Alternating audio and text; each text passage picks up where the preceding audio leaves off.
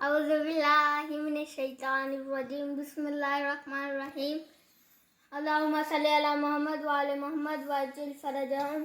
دوستو، آج میں آپ کو کہانی سنانے جا رہا ہوں۔ اس کہانی کا نام ہے جھوٹ کی سزا۔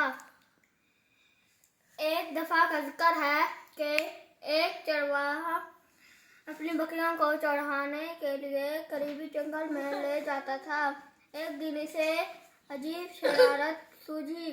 اس نے شور مچانا شروع کر دیا، دوڑو دوڑو، مجھے بچاؤ، شیر آیا، شیر آیا، شیر مجھے اور میری بکریوں کو کھا جائے گا۔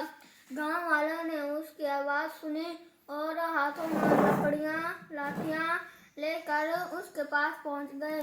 وہ ان کو دیکھ کر ہنسنے لگا اور بولا، میں تو مذاق کر رہا تھا، میں یہ دیکھنا چاہتا تھا کہ آپ میری مدد کریں گے یا نہیں۔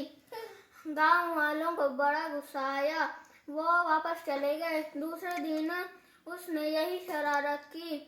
گاؤں والے پھر سے اسے بچانے آئے، لیکن چرواہا نے وہی جواب دیا۔ تیسرے دن اصل میں شیر آ گیا۔ اس نے شور مچانا شروع کر دیا، بھاگو بھاگو، دوڑو دوڑو، مجھے بچاؤ، شیر آیا، شیر آیا، شیر مجھے اور میری بکریوں کو کھا جائے گا۔ گاؤں والوں میں سے کوئی بھی اس کی مدد کرنے کے لیے نہ آیا اور شیر اس کو اور اس کی بکریوں کو چیر پھاڑ کر کھا گیا۔ نتیجہ، جھوٹ کا انجام برا ہوتا ہے۔ اللہم صلی علی محمد وعلی محمد وعجل فرجہم۔